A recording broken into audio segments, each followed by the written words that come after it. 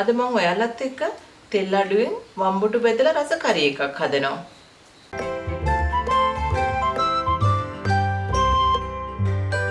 පෑන් එක රත් කරගත්තා. තෙල් මේසෙන්දි 3ක් දාලා රත් කරගන්නවා. මම මෙතන කට්ට කරවලා අරන් තියෙනවා.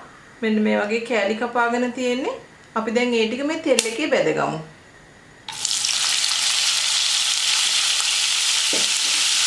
මෙතන කරවල ගෑම 125ක් තියෙනවා.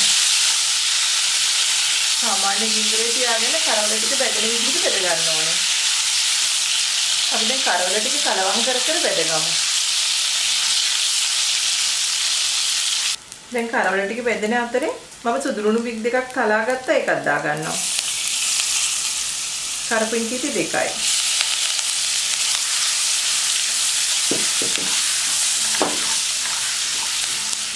දැන් කරවල ටික බෙදුන ඇති අපි ඒක තෙල් එකෙන් අයින් කරගමු. මම මෙතන වම්බුඩු ග්‍රෑම් 300ක් අරන් තියෙනවා. වම්බුඩු ටික කපලා කහ තේ හැඳි භාගයක් දාලා කලවම් කරගත්තා. අපි වම්බුඩු එකක් තෙල් එකට දාගමු. දැන් වම්බුඩු එකක් තෙල් එකේ බෙදගමු. අපි ගොඩක් තෙල් පාවිච්චි කරන්නේ නැහැ. මේ තියෙන තෙල් ටිකෙන් තමයි වම්බුඩු ටික බෙදගන්නේ. අඩු ගින්දරේ බෙද ගන්නකොට අපිට වම්බුඩු ටික බෙද ගන්න පුළුවන්. දැන් වම්බුඩු ටික වහලා තෙල් එකෙන්ම තඹ ගමු. බලමු දැන් අපේ වම්බුඩු ටික කොහොමද කියලා.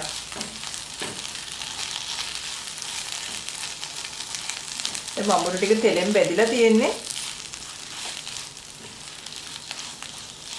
තෙල් තව වැඩිපුර දාගත්තා නම් ඉක්මනින්ම බෙද ගන්න පුළුවන්. මම මේ ටික වහලා හිමිසරේ බෙදගත්තේ මේ ප්‍රමාණයට. මේ වම්බුඩු හොඳට තැම්බිලා තියෙන්නේ ඔය. මෙතන මම පොඩි ලුණු ගෙඩි දෙකක් අරන් තිනවා ග්‍රෑම් 150යි. අවමිරිස් කරල් 3යි. ඒ ටිකක් දාගමු. ඒකටම සාමාන්‍ය තක්කලි ගෙඩියක් අරගෙන පොඩියට කපාගෙන තියෙනවා. ඒ ටිකක් දාගමු. ඒ ටිකක් දාලා කලවම් කරගමු.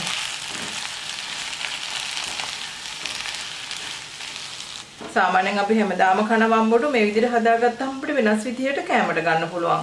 දාම වම්බුඩු බදින්න බැහැනේ. ඒ නිසා මේ විදිහට වෙනස් විදිහට හදාගත්තාම වෙනත් රසකින් අපිට කෑමට ගන්න පුළුවන්. අපි දැන් මේක සීසන් කරගමු. කරෝල එකේ ලුණු තියෙනවා. ලුණු කුඩු තේ හැඳි කාලක් දා ගන්නවා. කෑලි මිරිස් තේ හැඳි එකමාරයි. ගම්මිරිස් කුඩු තේ හැඳි කාලයි. කහ කුඩු තේ හැඳි කාලයි. අපි දැන් මේ ටික දාලා කලවම් කරගමු.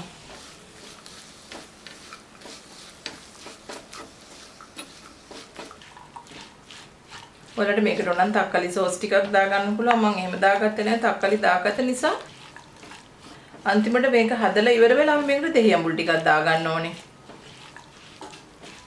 ඔයාලට මේ විදිහට ලුණු හැපෙන විදිහට ගන්නත් පුළුවන්. නැත්නම් තව ටිකක් වෙලා ලිපේ තියලා ලුණු ටික තඹ ගන්නත් පුළුවන්.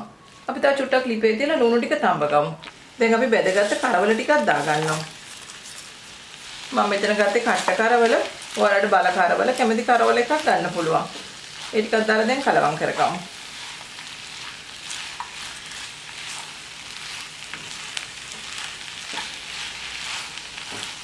දැන් ටෙම්පරාදු ලුණු අවමිරිස් තැම්බෙනකන් ටිකක් වහලා තියමු.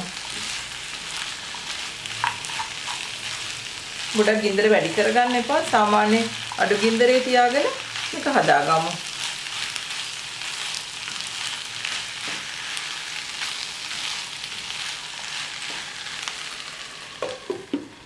දැන් අපි බලමු වම්බුටු කරවල ටෙම්පරාදුව කොහොමද කියලා. ඔයාලා මද ගින්දරේ වහලා තියාගන්න. වම්බුටු හොඳට තැම්බෙන්න ඕන.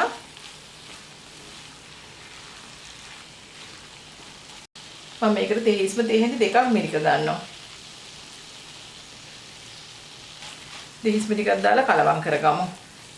මේ ඔයාලගේ වම්බුටුත් මේ විදිහට හොඳට තැම්බිලා තියෙන්න ඕනේ. මේ විදිහට මේ විදිහට වම්බුටු හොඳට බෙරි වෙන තැම්බිලා තියෙන්න ඕනේ. එහෙම තැඹිලා නැත්නම් ටිකක් වෙලා තව වහලා තියන්න. එහෙනම් ඔයාලත් මේ විදිහට වම්බුඩු වෙනස් විදිහට හදලා ගෙදර හැමෝමත් එක්ක රස බලන්න. අපි ආයෙත් අලුත් වීඩියෝ එකකින් හමු වෙමු.